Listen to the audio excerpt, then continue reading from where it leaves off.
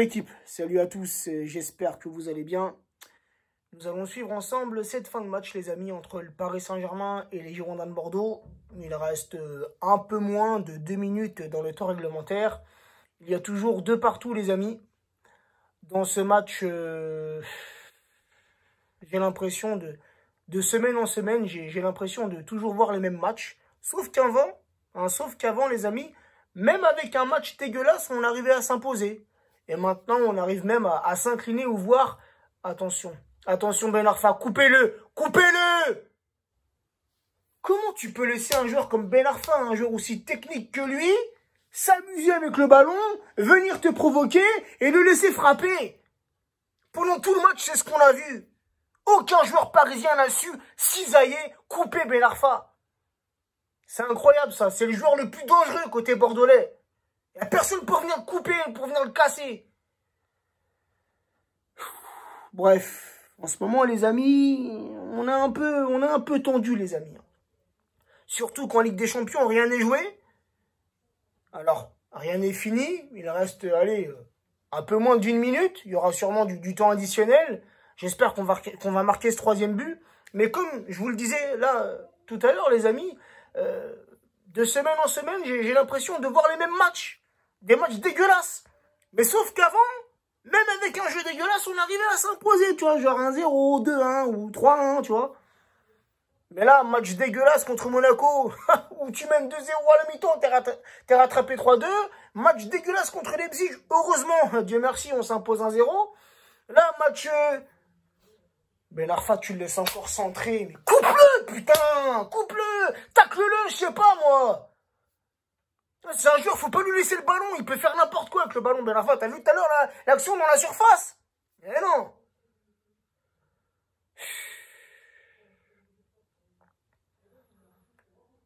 Dans ce match-là, les amis, il y a tout de même eu des bonnes choses.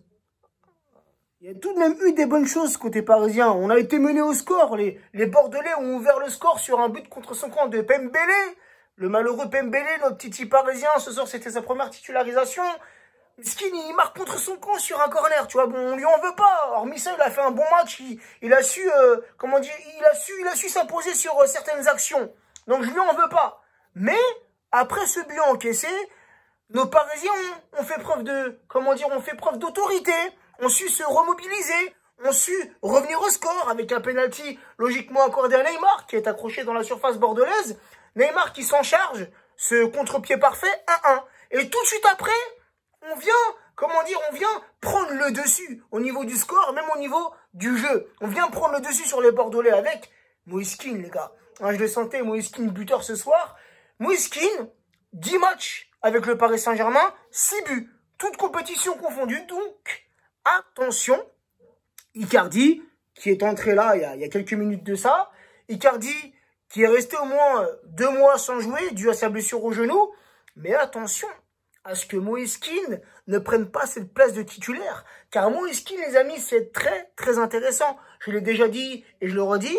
Et peut-être même que pour moi, ce soir, c'est Moïskine le meilleur joueur parisien. J'aime son jeu.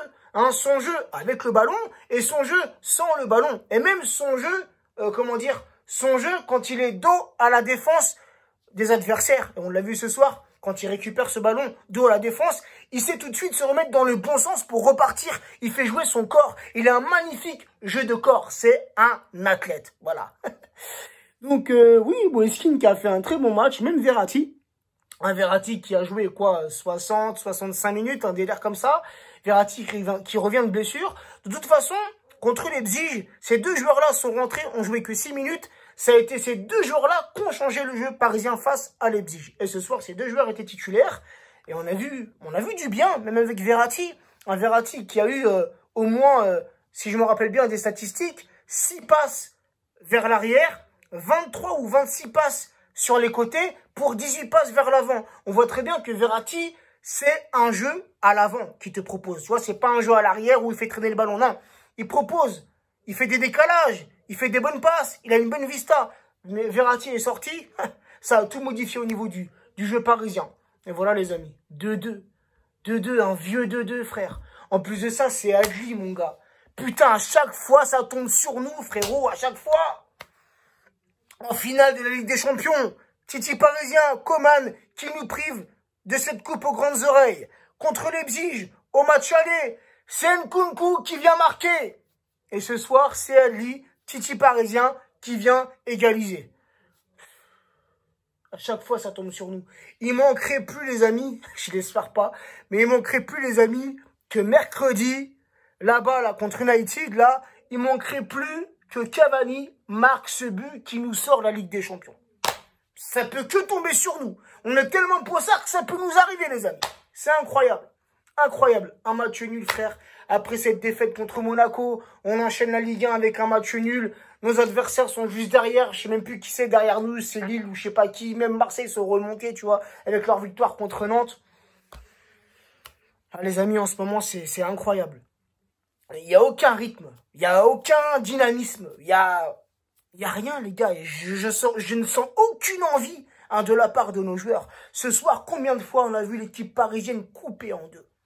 Coupée en deux. À part, quand on menait au score de 1, on a vu Kylian, Neymar, qui faire des efforts défensifs. Mais en dehors de ça, rien. Et le but qu'on se prend, le but d'Adli, les amis, puisque Verratti, il a pour moi fait un bon match. Il a apporté du positif à ce milieu de terrain parisien, beaucoup plus solide avec Verratti, Rafinha, puis Paredes en tant que milieu récupérateur. C'était un bon milieu ce soir.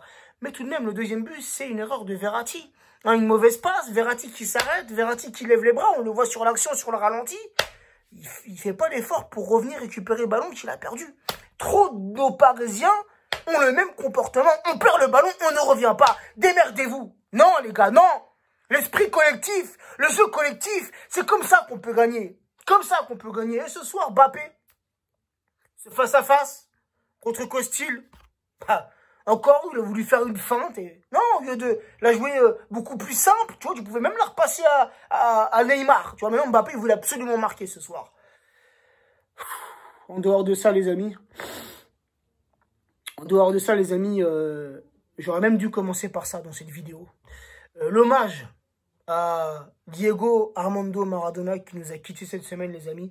Un hommage planétaire dans le monde du foot, mais aussi dans le monde du rugby. Ça prouve à quel point Maradona était aimé par les gens. Alors moi, je suis beaucoup trop jeune pour l'avoir vu jouer, mais comme pour toutes les personnes qui sont de ma génération, on a grandi avec ces joueurs-là. Nos parents, nos papas nous ont fait montrer des vidéos, nous ont parlé de ces grands joueurs, les Pelé, les Cruyff, les Maradona, les Platini.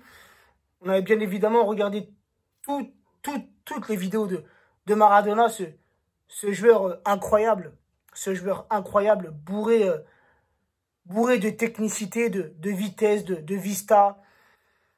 Un joueur à droit devant le but. Un joueur qui a donné une autre dimension à Naples. Un joueur qui a porté son pays jusqu'à remporter cette Coupe du Monde 86. Donc, le monde du football est en deuil. Depuis quelques jours, on perd une des plus grandes légendes du foot. Donc voilà, un bel hommage a été rendu sur tous les terrains. Donc, je trouve ça très beau, très positif. Et les amis, on va se quitter sur ça, sur ces belles paroles. Puisque le match en soi, on pense déjà à mercredi, Ligue des Champions, Manchester. On n'est même pas encore qualifié. Bref, parfois les amis, ce n'est pas facile d'être supporter du Paris Saint-Germain.